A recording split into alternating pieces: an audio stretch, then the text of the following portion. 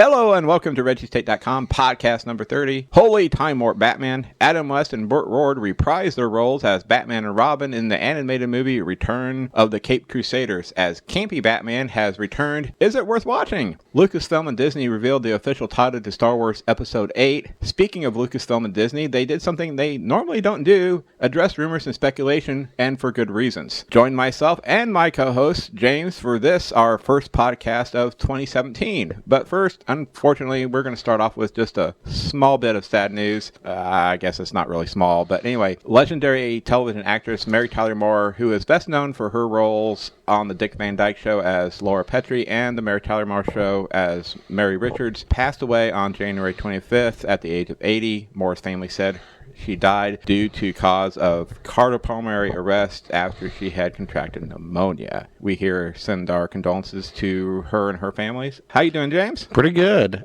Speaking of Mary Tyler Moore, I just want to point out the Mary Tyler Moore Show is actually the first, at least American TV show, which starred a single female professional. Yes.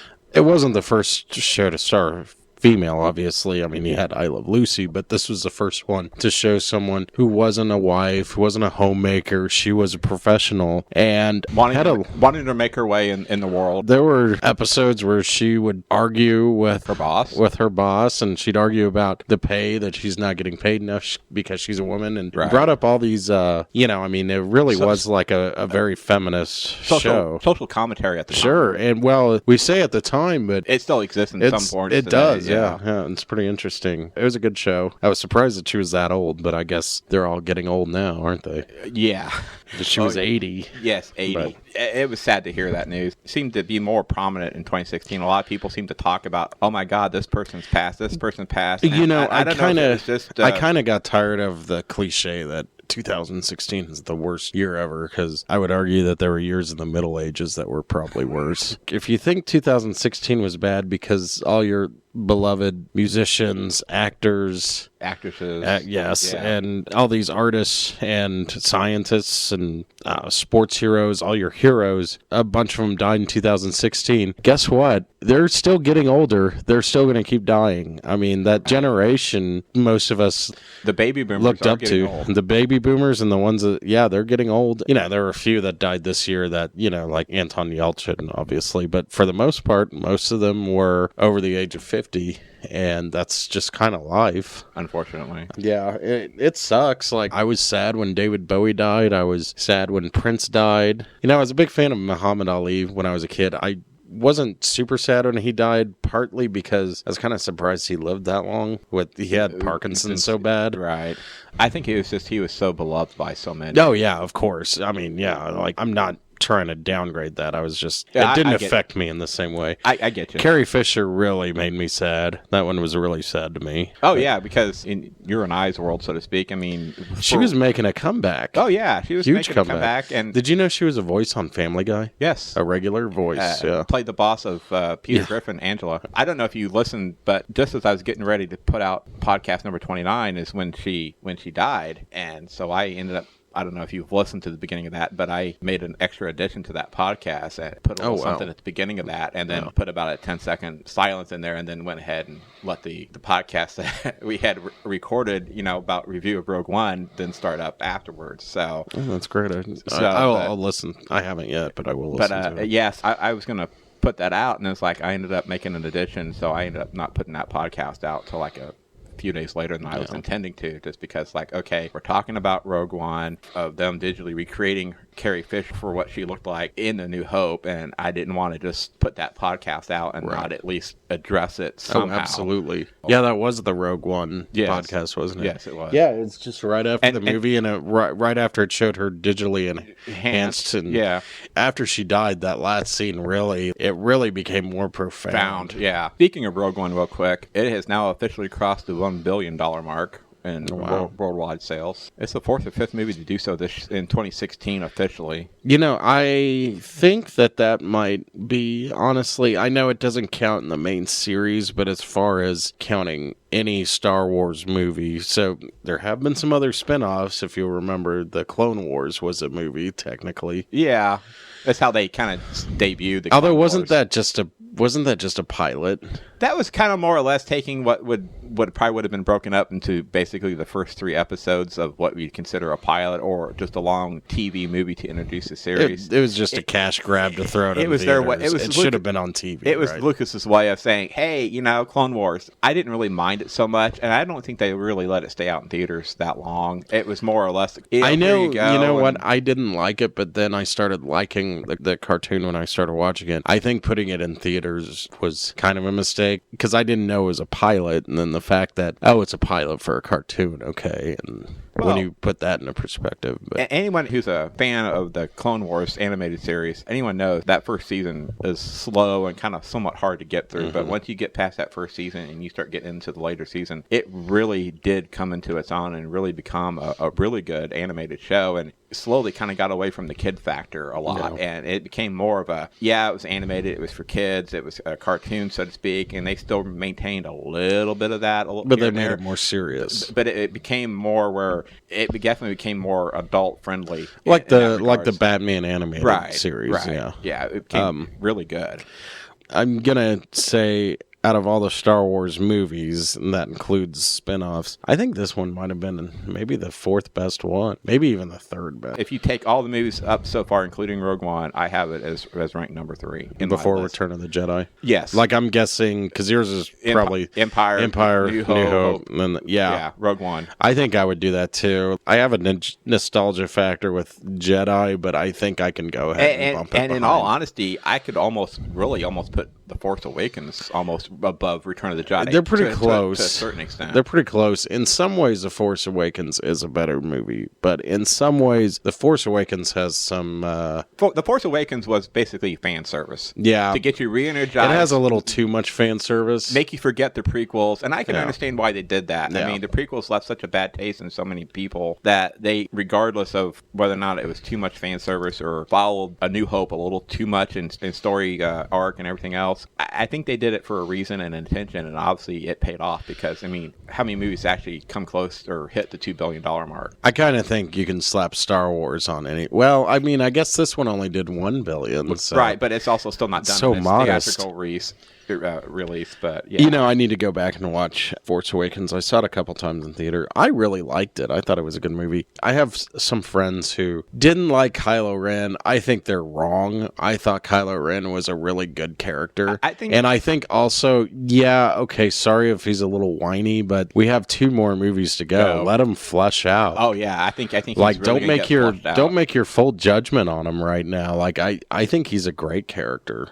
I really like the idea that when he's got the mask, he's almost a different person than when he takes it off. And it makes sense to me. I mean, he's a spoiled kid. His grandfather was Darth Vader, which for some reason he idolizes. He's basically the cult of Darth Vader, him and his followers. Batman: The Return of the Caped Crusaders, animated movie. Came out digitally to be watched in October, didn't come released to physically get a copy until November. You and I are just now kind of getting around to watching this. Mm-hmm. What do you think of the movie? Well, in the movie, as you say, it stars Adam West and Burt Ward as Batman and Robin. It also stars Julie Newmar as Catwoman. I liked it. I thought it was funny. Like, it's not supposed to be taken seriously. It's in a way, it almost felt like an homage, and yet they never really left. It's got all the characters from even, what's her name? The Aunt Harriet.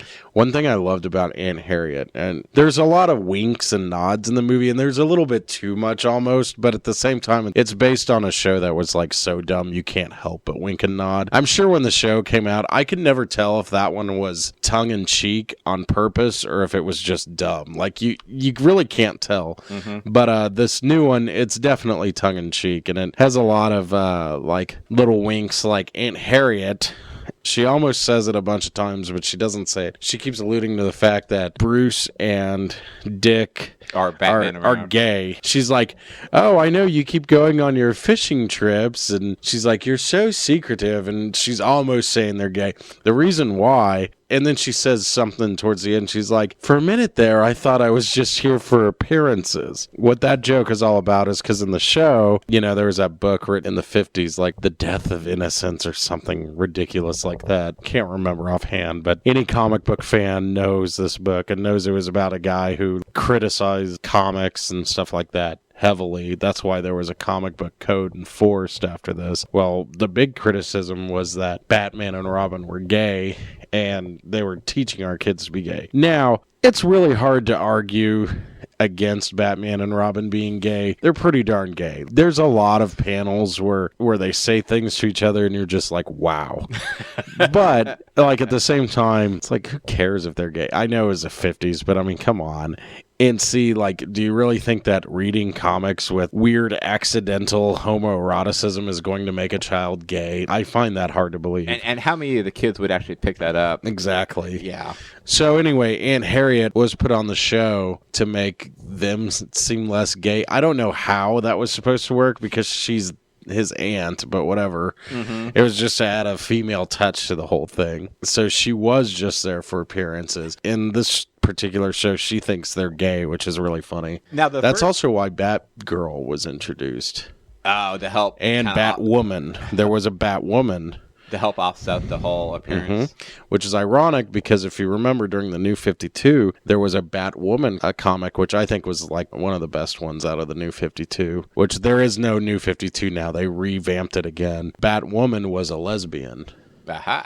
So, which is like ironic that originally she was written to make Batman seem less gay, but in the modern version, she's gay. We did a podcast on that. If you haven't heard it, you should. That one was one where we got a little social. Yeah, there's a lot of winks and nods. Batman, like, turns evil or something, and, he disappears out the window, and they're like, that's not like him. Well, disappear on us. I was going to bring up that the first 20 to 25 minutes of this movie is almost like watching one of their episodic shows from the 60s. And you're thinking, okay, where are they going with this? Because they've captured, Joker, Penguin, Riddler. What are you going to do? And then takes that twist where when Catwoman scratches him on the cheek, actually starts taking effect, and he goes rogue or starts turning to evil and starts cloning himself with that duplicating gun. And when it got to that point, it's like, okay, they found something unique and different to go with this, because if you really watch, if you'd ever seen the trailer they put out for that, most of the trailer was taken from the first 20, 25 minutes of the movie. So they didn't give anything away of what the actual plot of the movie was. So as I'm watching this, I'm like, oh, this is ingenious. It's like you completely throw in a twist on Batman and you never saw it coming. And I actually think it kind of worked for them. Oh, yeah. I mean, I think in an actual live action movie, I think it'd been kind of stupid. But as far as the animated part of it, I thought it really worked. Oh, and it was a comedy, too. Yeah, right. And I loved it. To me, a lot of the 60s Batman TV shows, to me, a little can go a long way. Yeah. Watch 2-3 episodes. Remember how most of them were two-parters? And like, they also aired in the same week. Yeah. A lot of times, that's why a show that only ran 3 seasons has over 100 some episodes in it, because they would do the first part on one night, and then the night or the next night after that, ABC would run the second part. So you were getting both parts in 1 week instead of having to wait week to week to week. So you got basically two episodes a week. What was that scene where he and Robin start fighting and they yell all the stuff that they throw, and it's like bat knife, bat shield, bat spray, bat this, and it was pretty funny. Like everything they're throwing at each other was a bat something. Well, how many different sprays can one Batman have for antidotes and everything else and repellent? Well, remember he had a shark repellent in the old movie. I didn't really start liking the 60s Batman until I got older. When I was a kid, I thought it was the stupidest thing in the world. Because when I was a kid, we had the Tim Burton movies, which were good. I know the Schumacher movies sucked, but this was before the Schumacher movies came out. I was probably like 2nd or 3rd grade. A, we had the Tim Burton movies, which were really cool. And B, we had the animated series, which was really good. I mean, that cartoon is kind of a game changer for animation. It really was. It was so serious and well done. And then I saw the old 60s show, and I was like, what is this? This is so stupid. But when I got older, I started liking it. I still don't totally get it. Is the show meant to be funny, or is it just really stupid? For me, when I was a kid, and when I say kid, I want to say under 12 years of age, and this was before Tim Burton's Batman was even thought of. I'd see that Batman movie they did. It'd come around somewhere during the holidays, Thanksgiving or Christmas, and when I was at my grandparents', all the adults are doing their thing, and they don't want you being around, so you had to find something on TV.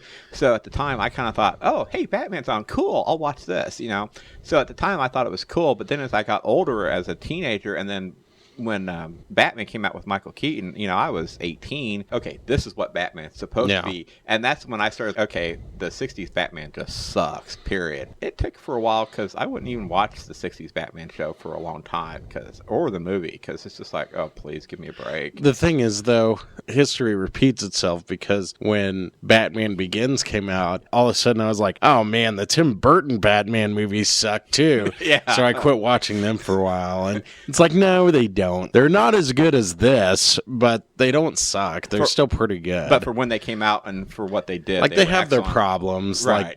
But they're still decent. Oh yeah, both of them are. Also, speaking of that old movie, that one did not have Julie Newmar. That one had Lee Merriweather.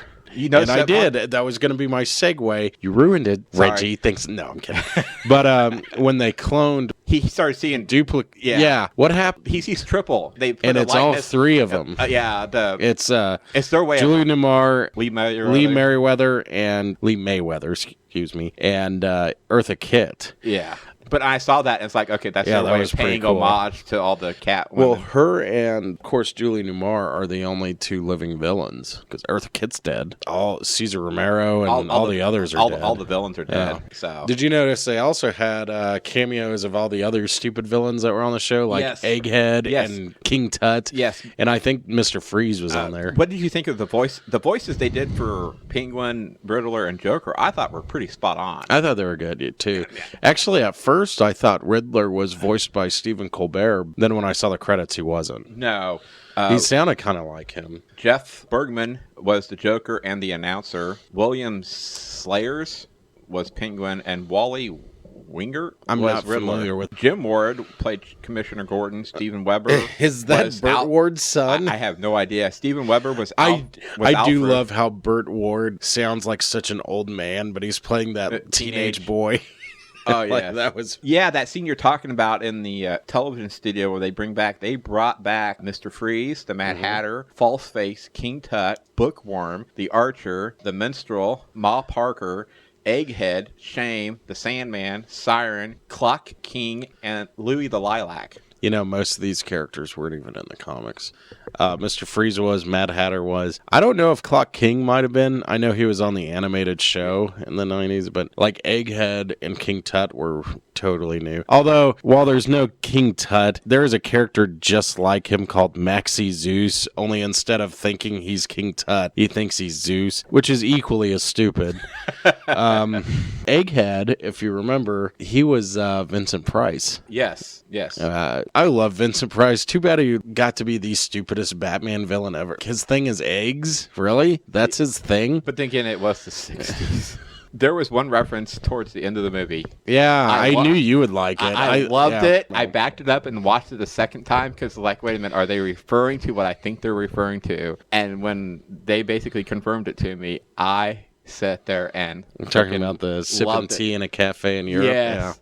Yeah, I love that. Because it's a reference to The Dark Knight Rises from the end of 2012, which I have issues with. What does he say? Wholly unsatisfactory ending, Batman? Yeah. Catwoman says, I'll turn myself in on one condition. Batman, what's that? Catwoman, we run away to Europe together, sip tea in a cafe, and live happily ever after. Robin, wholly unsatisfying ending. And then Catwoman, of course we kill Robin. I think that's probably the best lines in the whole entire movie. There was another reference to the Nolan movies, though. Like, when he turns evil, all of a sudden he's gone, and Commissioner Gordon and Robin is like, where'd he go? And they're like, that's not like him to just disappear while we're talking. The artwork that Joker steals, the painting. Yeah. The reference to the mask that Heath Ledger wears. Oh, really? That was kind of their way of I didn't even notice that. It was their way of homaging that. That's pretty cool. And I think there was also a couple of dark gray Batman suits when, Batman...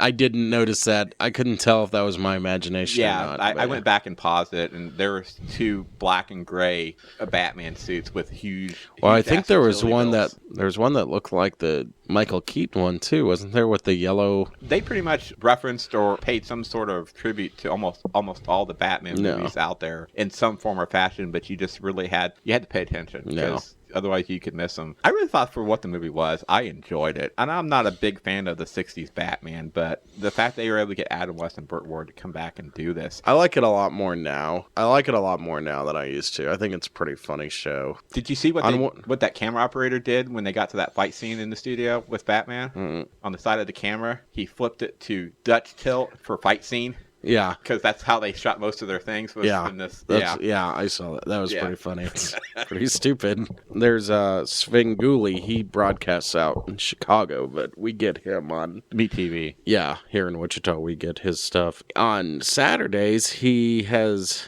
Maybe it's not him that does this, but on MeTV, we have a lineup on Saturdays. It's Superman, Batman, Wonder Woman, Hulk, and Star Trek. They changed it up recently because now instead of Batman airing from 5 to 6, it's now Wild West. Oh, really? And then it goes to Hulk. I wonder why they did that. Well, Batman now follows Svengoolie at 11 o'clock our time. So they still have Batman. I know for a while that was like the coolest. Even though like Wonder Woman sucks, like that was kind of like the coolest lineup in a way. Kind of like the superhero Saturday night thing. Although like Batman kind of sucks too. But yeah. I do like the George Reeves Superman show. I mean, you have to have an open mind and realize that it's the 50s and for children, so it's a little bit corny, but it's a good show. The Wonder Woman show, I really like her, but that show was just pretty bad. It was also started on one network. It started on one network set in World War II, and then it got canned. So and that's CBS... the problem, because actually the first season isn't bad. The one where she's fighting Nazis, like that's actually pretty good. But then when she's in modern times not fighting Nazis anymore, it gets pretty lame. Well, that's because CBS picked it up, and because those period pieces are more expensive to produce, they switched it up and put it. Now that doesn't mean the writing had to be so bad. True. I hear Shazam's pretty. Oh God, I haven't watched that in so long. As a kid, I thought that show was great. As a kid, now I could watch it as an adult and think, "Oh my God, what was I thinking?" No, I haven't seen Flash since I was a kid. That was a 90s show, I think. Or 80s, something like that. Late 80s, early 90s. It was only on for one season. I did, however, watch on YouTube the scene with fairly famous Flash villain called the Trickster, who's kind of a Joker wannabe, and he's done by Mark Hamill. Actually, Mark Hamill's reprised that on the newer CW, The Flash show. He's reprised that now 2 or 3 times now. As the Trickster? Yes. Oh, wow. I'm not sure exactly how they've worked that in, but yeah. I need to watch it. People say that's actually a pretty good show. Yeah. Like, it's Flash and Green Arrow are the good shows, right? Yeah, I think the Flash is kind of overtaking the Green Arrow as the better of the 2 shows, personally. Isn't Supergirl supposed to be good, or is that one just kind of meh? Actually, since they brought it over to CW and CW's kind of put their reins into it, I guess the second season on CW's kind of been a little bit of a soft reboot, but without completely retooling it. And I guess it's working. And I never understood why CBS wanted to pick up Supergirl in the first place, because it didn't seem like their particular type of show they have on their lineup. But I'm glad they, instead of CBS just killing it, they decided, okay, we're not going to air it, but we're going to move it to the CW, which I thought that was a good thing, because I guess it did do well enough on CBS that it would have been a top-rated show on CW. So I'm glad they did keep it, although I have not watched any of the show. If it erases the bad Supergirl movie from the 80s, then hey, I'm all for that. Speaking of superheroes, this probably makes more sense to go to this next. I was going to do it last, but it kind of seems to flow more. David Ayer put out a message about his Suicide Squad movie, and also addressing the Joker role. Some of you may have seen this, some of you may have not. I just want to address it because to me it kind of seems like obvious. He kind of figured it out after the fact, but that's just me. He said the movie was wildly successful commercially, and the world got introduced into some very cool characters in the DC universe, and that the success is due exactly to the wonder and power of DC, of its characters.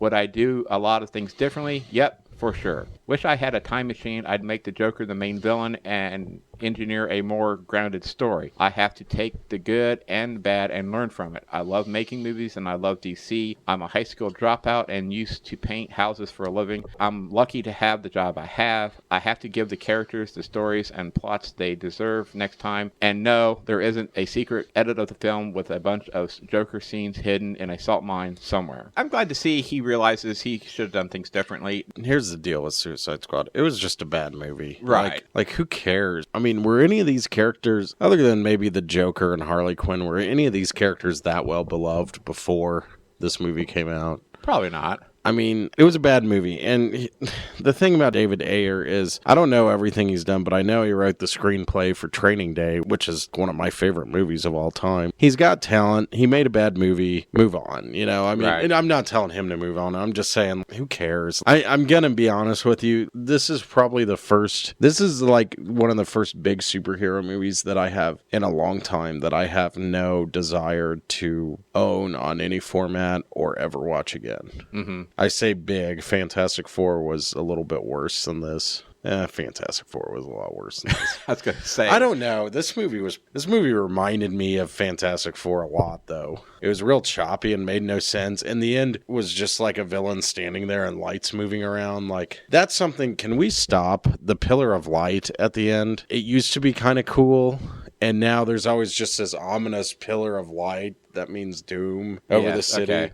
Okay, I get you now. And I know there are some movies like Iron Man has it for like a split second. I'm not counting, and that's from the explosion. I'm not counting Iron Man, but I'm counting movies where Fantastic Four and this movie and Ghostbusters were like the three worst I've ever seen, where there's just like a pillar of light. I shouldn't be so picky. Doctor Strange had it, and I loved it. They did it right in Doctor Strange. At first I was, oh God, another pillar of light? I mean, really? I mean, what they do with it is so... they knew what they were doing. They knew that they were kind of putting that little cliche on edge where time reverses and all that. That was actually really cool. So it's one thing if you got a good movie and you do it and you kind of know you're doing it, but it's one of those cheap tricks, right. That, and there's a lot of cheap tricks in a lot of movies, but this one's been prominent for a while. Yeah, Suicide Squad really... I just hated that movie. It's just really... And yet Warner Brothers in its infinite wisdom plans on giving Harley her own spin-off movie. And I don't There's get that. There's potential there. She was really good. Right. I guess if you make it a Harley Joker movie... If you have a good script, she doesn't even need the Joker, honestly. Honestly, get rid of Jared Leto, for Christ's sake. I mean, in this movie, her and Will Smith had better chemistry than she did with Jared Leto. Yeah, I would agree with that. Like, honestly, I'd like to see a movie with her and Deadshot. Because in the comics, didn't those two kind of have a fling together? I have no idea. I think I read that somewhere. For a while, she was infatuated with Deadshot, and they kind of had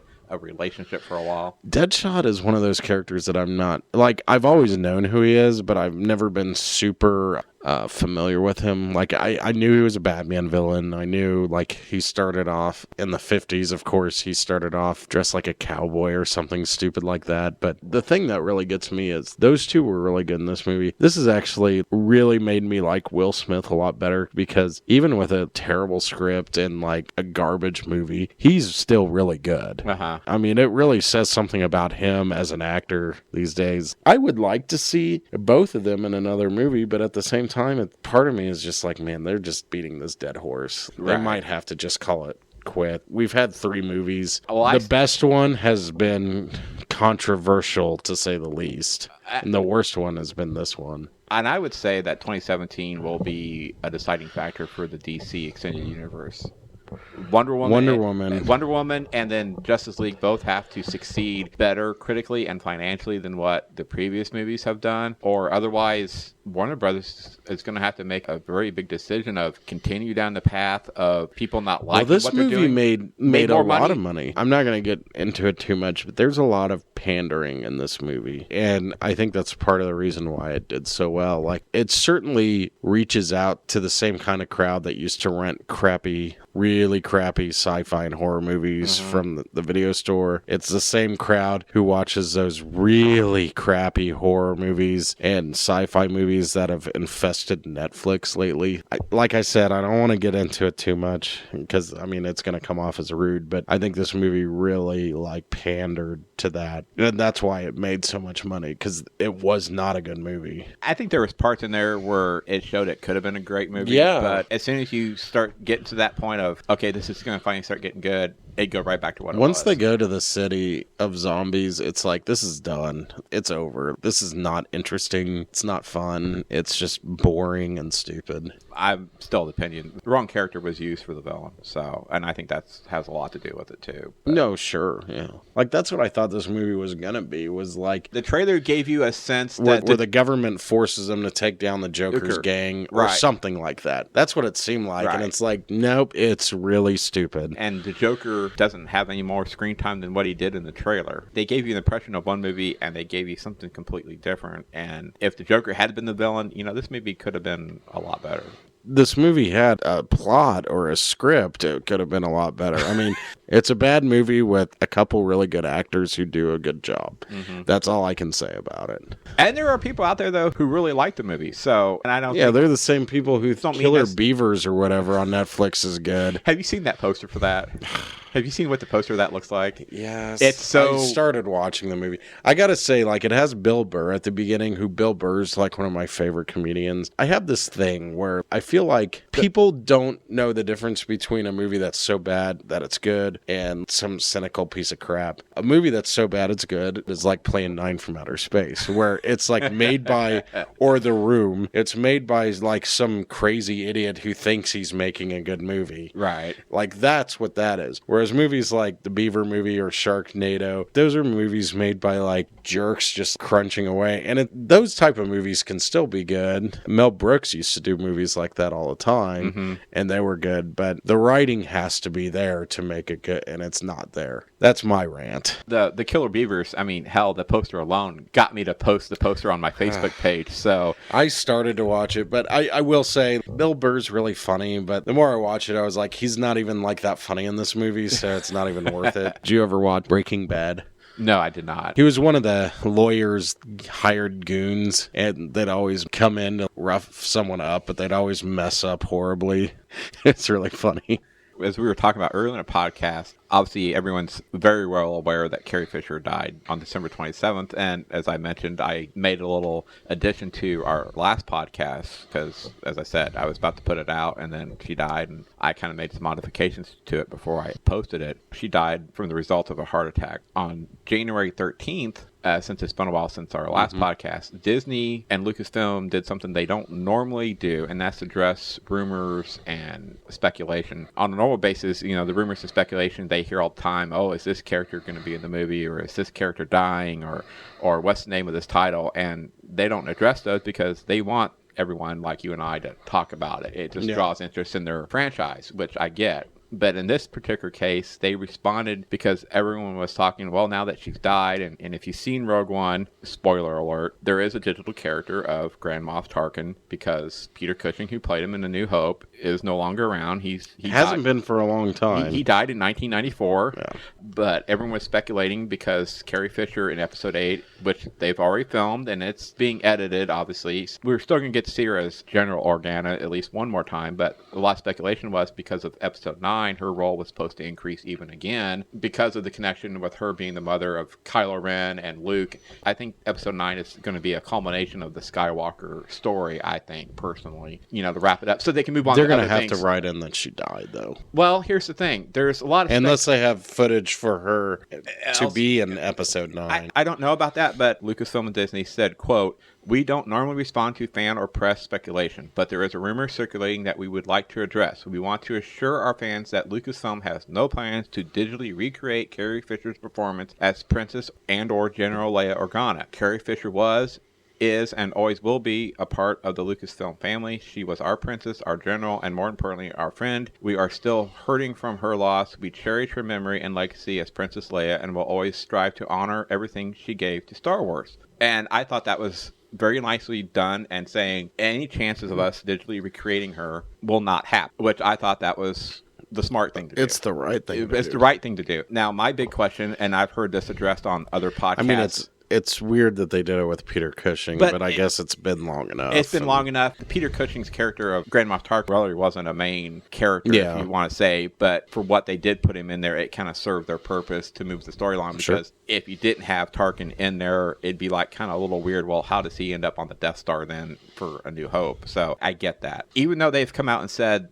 they won't digitally recreate her, they have not said, or have not, at least in my mind, they won't necessarily recast. If her role is supposed to be that much more increased in episode 9 than what it was in episode 8, does that become a necessary issue that you have to look at in order to serve the story for the movie? I mean, we've had other movies where characters have been recast before. The original Dumbledore, after the first 2 Harry Potters died, they recast with someone else for the last 5. Everyone seemed to be okay with it. I mean, they constantly recast for James Bond, even though those actors have not died, but they've moved on from that role. I'm of the opinion, I don't think I'd like it. I don't think I'd like seeing someone else playing her role, but if trying to rewrite her out of episode 9 becomes more of a problem for the movie than just recasting for the part, then I think recasting almost becomes what you almost have to do to serve their story. Well, first off, I want to say recasting her is still, I think, better than digitally reanimating her. Right. It's too soon for that. However, I also think it's too soon to recast her. This is a little different than Dumbledore. I mean, this is like after George Harrison died, if they were like, hey, let's bring back the Beatles, but we're going to have a new cast for George Harrison and John Lennon. I mean, we're going to have new guys for that. And not just like, we're the Beatles and these are our new guys in our band. It's like, no, they are the Beatles. We're putting on the mop tops and everything. It would be pretty messed up. Like, I think it's a little too soon. Honestly, I don't think it's going to be that hard to write in that her character has died. She is an old lady on the movie. And they could easily show footage of her floating in the Force or whatever. I don't know. Well, one question that I read that was brought up basically said, how does episode 8 end? End with her character and in what position her character's in? If they're leaving you hanging on whatever and she's still there at the end of the movie and you see her last shot because of whatever with Luke and Rey or whatever the case may be, and okay, now what's going to happen in episode 9? And then all of a sudden in the crawl, oh, well, X amount of times going through and she's now died. Would that be more of a disservice to the fans than recast? You know, I don't really see that being too much of an issue, because while these movies are still about Luke, Leia, and Han, it's kind of about them passing on the torch. Right. They're not the main characters anymore. I don't think that's going to be too much of an issue. And I mean, as far as, I don't think the opening crawl is just going to begin with Leia's dead. I don't think that's going to be in an opening crawl at all. I think it's going to be like on Return of the Jedi, where, you know, at the end when he goes to visit Yoda and Yoda's dead. I mean, it'll be a little different because they'll have to get the call. I think it's going to be like on Star Trek Beyond. It's going to be like that, where, remember when young Spock got a call that old Spock had died? Right. I think it's going to be like that. I think that's the way they're going to have to do it. Luke feels something in the Force.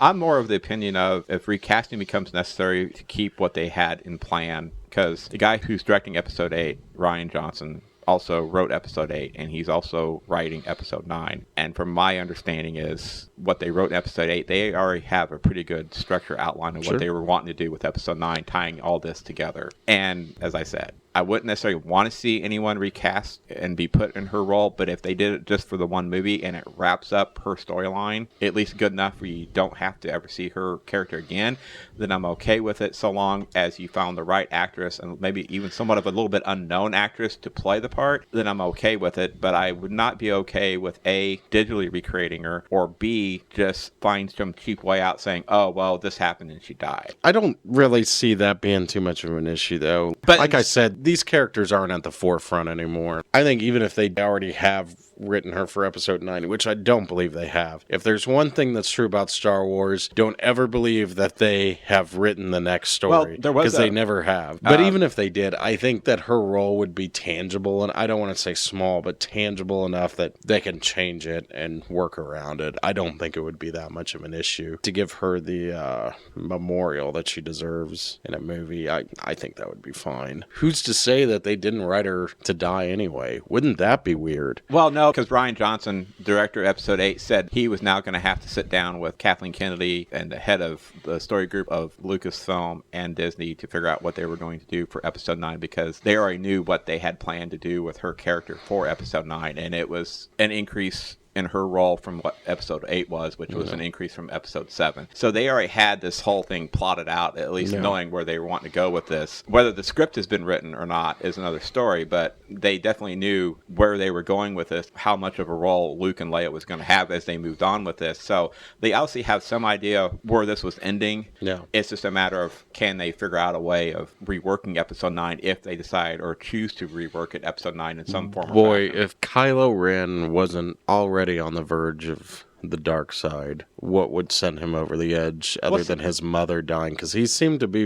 while he hated his father, he seemed to love his mother very much. Well, see, and that's what makes me think that in Episode 9, when they say she had even a larger role in Episode 9 than she does in Episode 8, it makes me think that the demise of Kylo Ren in some form or fashion is going to come down. Not necessarily, yes, Rey will have something to do with it, and possibly even Luke, depending on what they decide to do with his character by the end of Episode 8. But also, I think Leia was going to have a part in that as well. And I wouldn't have been surprised if maybe, she's the one who ends up having to kill her own son. Maybe that's something they had in mind. Well, I don't know, but I'm just saying. We've all speculated. Well, we've all pretty much figured out already, I think, that Rey is his sister. Rey is Leia's daughter. We've already kind of figured that out. I don't think Rey would be Han and Leia's daughter, because how would you not know? It could be Luke's daughter, but I mean, come on. There's enough theories out there. The bigger theory right now that everyone seems to be more believing right now, even some of the more staunch Star Wars fanatics, I don't want to say fanatics, but they've dismissed a lot of the theories, but they seem to be thinking that she's going to have something to do with something of Kenobi's past, and not necessarily Luke's daughter. She may be tied somehow into whatever, but not necessarily directly. Hopefully they answer that in 8. That would be impossible, because she's younger than Kylo Ren. Right. And Obi-Wan died. Granddaughter is what they're talking about. Because Clone Wars, they did allude to a relationship Kenobi had with someone from the Mandalorian planet, the Queen or whatever it was, and he was kind of smitten with her. And since that's technically part of the canon, there's speculation somehow being connected that, Obi-Wan wasn't as faithful to the Jedi, but he didn't necessarily let it consume him like Anakin did with That'd be interesting. Although she does seem to be pretty powerful with the Force. Right. That seems to be more of a Skywalker trait. But it also wouldn't surprise me if they also went with Kenobi either. But then again, who's to say that we might be writing a better movie than what's coming out, but who's to say that wow, when she does all that crazy Force stuff out of nowhere that everyone has a problem with, I felt like, who's to say that Luke isn't helping her doing that right then? That's True. What I've always felt. Because, you got to remember, Darth Vader was so powerful on... If you remember Empire Strikes Back, Darth Vader is telepathically communicating with Luke through space. Yeah. And that seems like, I don't know if anyone else does that ever in the movies. Maybe they do, but actually communicating through space. Well, that's kind of then if you look at the... That's kind of like with Obi-Wan, though, at the end of New Hope with Luke. Yeah, but Obi-Wan's dead at the end. He's something else at this point. But if you look at unused scenes from Return of the Jedi, which, if you've ever watched those, that would have been the best movie ever if they would have worked these scenes in. They're real dark. Luke creating the lightsaber in the cave. And they're real dark. Tatooine remember, Darth Vader is taunting him telepathically. He's talking to him, and he's like, I'm looking for you, and taunting him. Yeah. They're on 2 other planets across the galaxy in different solar systems at this point. So, he's really powerful. So who's to say Luke hasn't figured out that same power to transmit? And he does, because he does talk to her. You do hear his voice when she picks up his lightsaber. You also technically hear Qui-Gon, Yoda's, and Obi-Wan's too. Yeah, but they're all dead. Right. There's something else. They're not crude matter at this point. They can do these things, but Luke is still crude matter. He's still alive. He can do that. Who's to say he wasn't helping her? And probably, actually, the other ghosts were probably helping her too at that point, because she had that lightsaber. I don't know. It's all a bunch of... Star Wars is stupid. It's like, I love Star Wars, but I mean, it makes no sense when you think about it. I love it, but yeah. Just one of those things, and it will be interesting. And I mean, to see what they since do day with it. one, George Lucas has like pulled this crap out of his ass. I know when I was a kid, I always believed his line that he had everything planned out, and then you find out, no, he did not. Even the fact that Darth Vader is Luke's father, that was not originally part of the plan. In the original movie, Anakin Skywalker and Darth Vader are two different people. Well, like, watch that movie. Nowhere in George Lucas's mind or anyone else's had they even thought that Darth Vader was going to be Anakin Skywalker. That's why it was such a surprise, because they literally made it up on the spot. And his original scripts for Star Wars, Luke's wasn't Skywalker, it was Luke Starkiller. Well, yeah. That's why Darth Vader being his father was such a surprise to everyone, because they literally made it up right at that moment. And it's like, whoa. If you watch the first one, it really doesn't work. Don't get me wrong, I love it, but you watch the first one, and I always feel like, nope, he's not his father on this one. He's just a farm boy from Tatooine. Darth Vader's just a renegade, evil person. He's just Obi-Wan's disciple that turned on him. Yeah. So it's interesting, especially like Leia being the other kid. It's like, no, he totally made that up on Return of the Jedi, because towards the end of Empire. Well, that's the thing, though. They didn't know. At the end, when Yoda says there is another, they just put that line in to like bait people into coming into the third one. And so when they were like, oh shoot, there's another what? Let's make Leia his sister. She made out with him pretty hard on the last movie, but whatever. If you watch Empire Strikes Back, there is absolutely no way that they are brother and sister. No way whatsoever. And then of course you have Phantom Menace, where okay, so now you're telling me Darth Vader built C-3PO? I'm sorry, but you gotta stop making up stuff as you go. The other stuff, kind of stupid. Darth Vader being the father, cool. Leia being the sister, kind of stupid, but I can deal with it. C-3PO being built by Darth Vader? No, I'm sorry. That makes no sense. Well, that's the reason why he has to have his mind wipe at the end of episode 3. Yeah, they don't wipe R2-D2s, though. No, they don't. Or at least they don't. Which still leaves kind of a plot hole in a way. I mean, these movies are filled with plot holes. Then again, I'm sure you could find plot holes with any major franchise as they go along. My favorite plot hole is Jurassic Park, where it's the best scene in the movie, where the T-Rex just broke out and he's attacking the kids in the car. I watched it in theaters a few years ago when it came out, and I forgot. That's a really scary scene. But the best part, though, is he pushes the car, and all of a sudden he's pushing it into the same fence where he just walked out of, and all of a sudden there's a giant 100-foot pit there. What, did the T-Rex just float over here? This makes no sense. And then there's another one, again involving the T-Rex, where symbolically the greatest image in the movie, where after the T-Rex kills the velociraptors and then the banner flies down, A, how the hell did he get in the building? And B, how did they not see him? Because if you remember, Grant looks to the left and there's a velociraptor. Then he looks to the right and there's a velociraptor. All of a sudden the T-Rex just eats it. And it's like, I get that we as the audience can't see what's over there, but they certainly can see this 30-foot monster. Right. Makes no sense.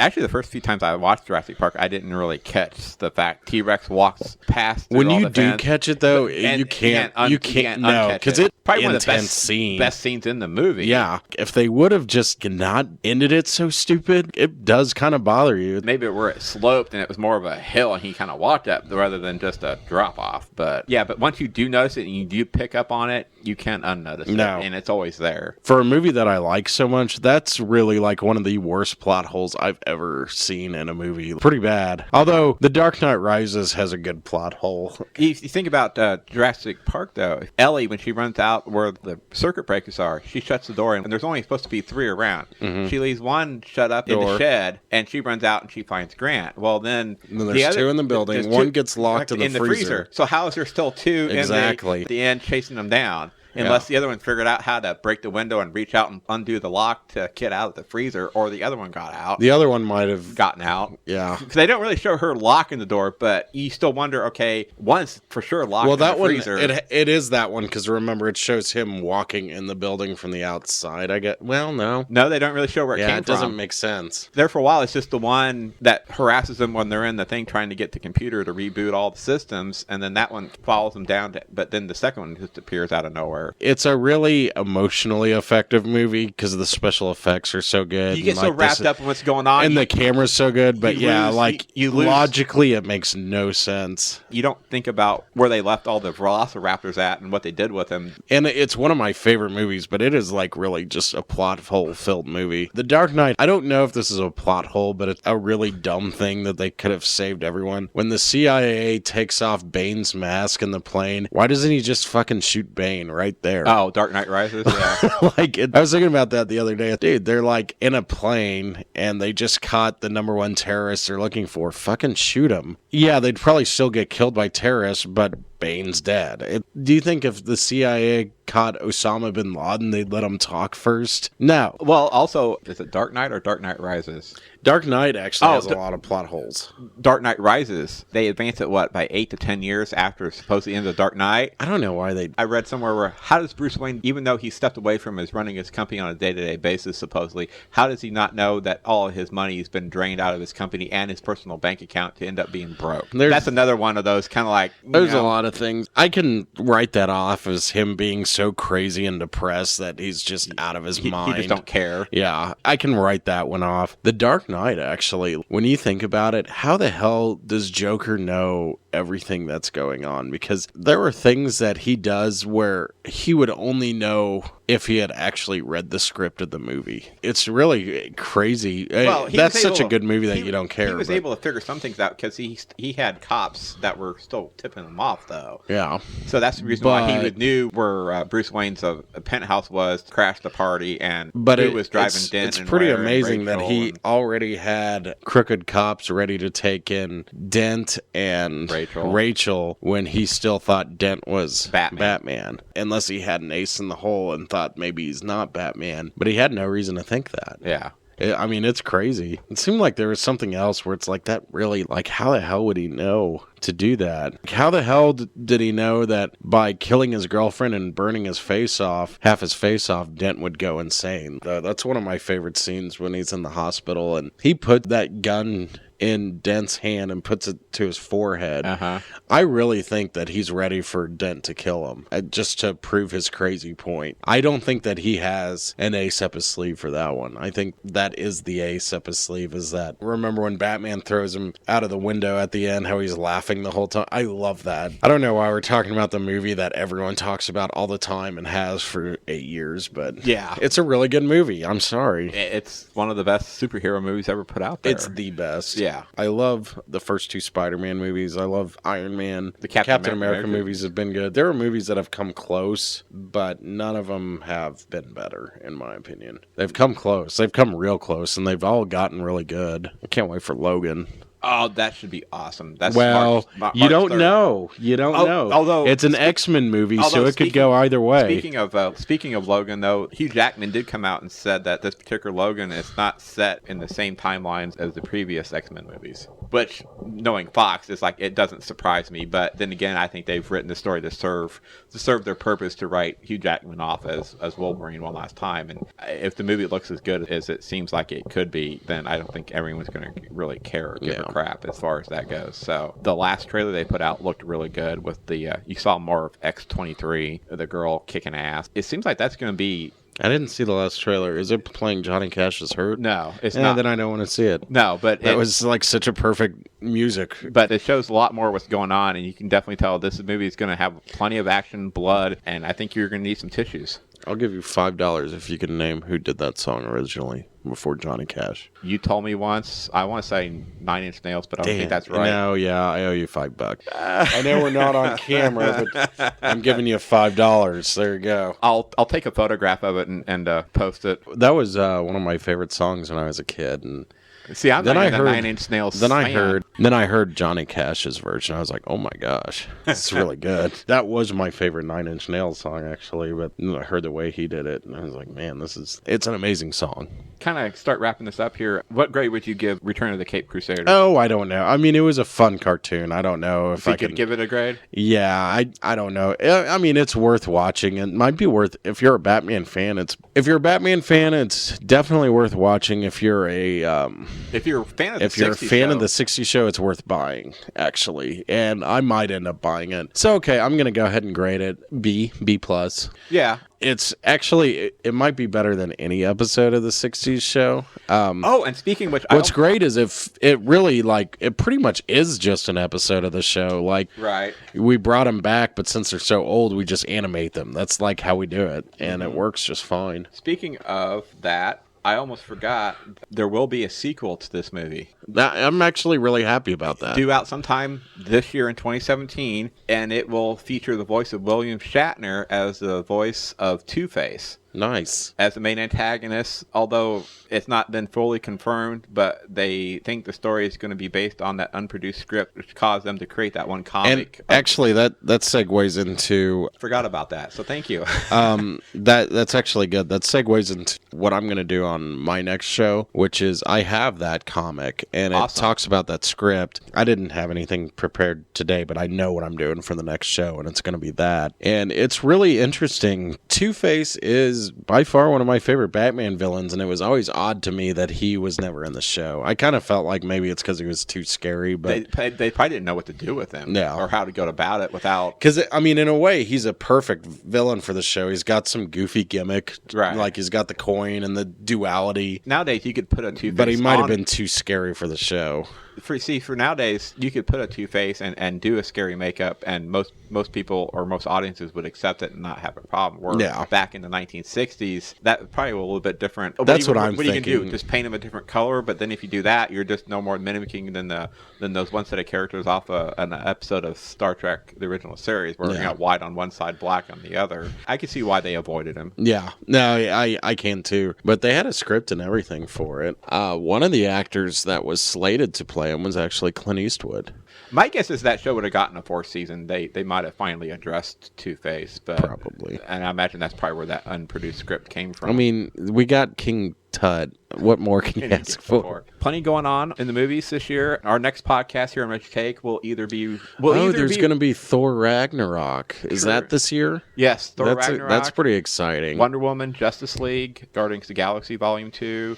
Plenty of superhero movies. Oh, yeah, Guardians of the Galaxy is going to be great. Plenty of superhero movies coming out, plus Logan. Now, we're going to see with Guardians of the Galaxy 2, we're going to see something that we haven't been able to see yet in these Marvel movies, and that is whether or not the director does the sequel and he succeeds in making it better than the original. That hasn't happened yet. You look at Iron Man 2. Iron Man 2. Then again, with Iron Man 2, they tried to set up the entire rest of the Marvel universe. What's his name? Who did Iron Man 2? John Favreau. John Favreau did both. So you've got John Favreau. Iron Man 2 is not as good as Iron Man 1. Kenneth Branagh left right after Thor. He didn't do the second one. Joss Whedon.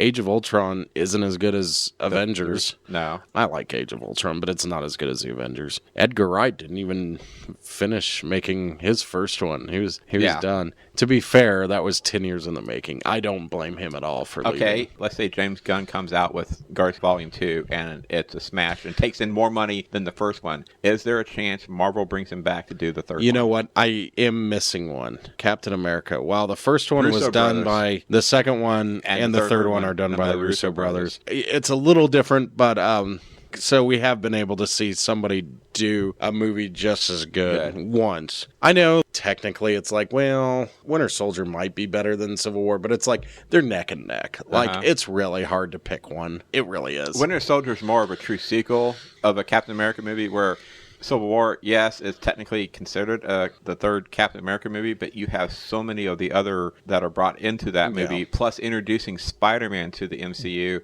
You really have this convoluted, almost, as they jokingly said, Avengers 2.5 in a certain sense. So really, you have Captain America, and then right below him is basically Iron Man as far as the two main characters they follow the most. And Iron Man is almost as in that as just as much as Captain America. And I really think in some ways, Civil War is also kind of the the fourth Iron Man movie people have always been wanting out of Robert Downey Jr., but since you won't necessarily say, I'm willing to do a fourth one, and Marvel seems to have no plans to do a fourth one, I think that was kind of both the studio's way and the actor's way of saying, yeah, okay, I'll do Civil War, and his way of saying, yep, you get more Iron Man, but it's not necessarily a sequel to Iron Man at the same time. So it's really interesting how I've noticed it seems like with these Marvel movies, they're able to, if there was a movie, and by the way, they do not have, I know I picked on Iron Man 2 and Age of Ultron a little bit, they do not have a bad movie at all in this series. No. They're all really good. I'm going to say the worst one might be Incredible Hulk, which sort of doesn't count because that one was really still a Universal movie. It was supposed to be, very much supposed to be a sequel to Ang Lee's Hulk, right.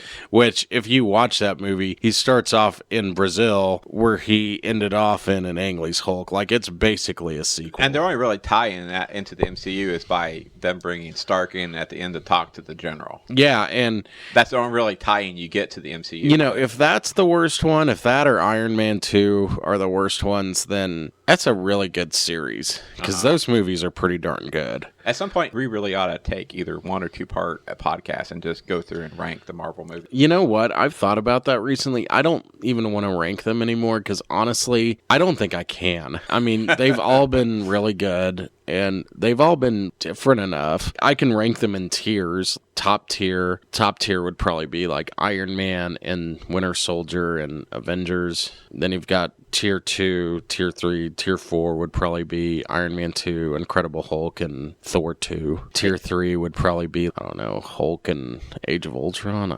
Thor and Age of Ultron, maybe? I don't know. Even that's hard to rank, even in tiers. Definitely the standout as far as individual, if you want to call it individual franchises, and amongst the entire franchise, I say Captain America is probably the best of the... Yeah, all 3 of those movies are pretty good. They really are. I mean, Iron Man, the first Iron Man is probably still my favorite out of all. I don't know. I'm going to have to rewatch it. You know, it was a very different time. Mm-hmm. Like when that came out. Now everything's so big. And I hate to do this, but Marvel with Iron Man did, whether they had an inkling of trying to start a franchise off of that or see where it goes, they started off, they picked a character, they made a movie, they made it to the best as they could, they put it out, it succeeded, and then they kind of tried to build from there instead of jumping into the middle of the pot as Warner Brothers has. Yeah, no, absolutely. And instead of focusing on Man of Steel and then doing just a second Man of Steel movie and then maybe giving you the Wonder Woman movie and then bringing in a Batman movie. They are kind of damned if they do, damned if they don't. Because, yeah, it's like they would definitely be ripping off Marvel in. But it's like, it's not like they aren't ripping them off already. Like, right. They're building a universe. Marvel is the one that built the universe. And now everything does. It's like a franchise. And, you know, who cares if they're ripping them off? DC and Marvel have been ripping each other off for 70 years. Just go with it. You don't have to and I hate how they act like they're so edgy. They're not edgy. Supposedly, Warner Brothers is changing. Wonder Woman was too late to change, but supposedly they're changing the tone they changed the tone for the Justice League and any of the future movies. So to me, Wonder Woman has potential, but I'm worried. You know, yeah, Batman and Superman sucked, but the one that really irked me was actually kind of Suicide Squad, because that one should have just been a decent movie. Like, it shouldn't have been a great movie, but it should have just been a movie to get them going. Yeah. And it wasn't. It was just dumb. As I was going to say, most likely our next podcast here on Reggie's Take will be either a review of John Wick 2 or the Lego Batman movie. I can promise you it will not be 50 Shades Darker. That series, too bad. That series will not be touched, forgive the pun, on this podcast. There's plenty of movies ahead for this year to talk about. I'm sure we'll have other things we'll come across for 2017. Star Wars 8 coming out? December, just like always. And even though the Han Solo movie is still technically scheduled for May of 2018, my guess is mixed feelings about that. My guess is they're going to move that also to December. I mean, why not? The last 2 Decembers has been cash gold for them on Star Wars, so why not move it? This movie is going to be called The Last Jedi. The Last Jedi for Episode 8, which kind of a boring title. By Lucasfilm saying Episode 8 is going to be called The Last Jedi, at least for me, interpretation is saying this movie is definitely focused on Luke. You kind of got the Han movie a little bit in Force Awakens. Of the three originals, Han was one focused on of the big three. So now you got this one. Han obviously can't come back because Kylo offed him. Now you're going to get more, I think, Luke with Rey in this one. And I think The Last Jedi basically refers either to just Luke or Luke and Rey, depending on how you want to look at it. I have no problems with the title. Yeah, I don't either. I mean, it's better than Attack of the Clones. Yeah. So, especially since the clones don't attack in that movie. They're good guys. Yeah, it's the attack of the Separatists, maybe, but not Attack of the Clones. But I guess. I don't know what that movie's about. They're trying to set up the Clone Wars. It's got Count Dracula in it. Yeah, James, I thank you for coming back as first official podcast, as official co-host. Oh, yeah. You're no longer considered a guest. Congratulations. Any last final thoughts? I don't think so. All right. Well, you can find any links to the True Believers for James on my website, RegieTate.com. You can also find my podcast and links to my Facebook and Twitter page also on RegieTate.com. You can also find my podcast on Podomatic now. That's a cool place to upload your podcast. If you've ever considered possibly launching a podcast, that'd be a place to start putting them. Thanks, James. We will talk to all you guys later.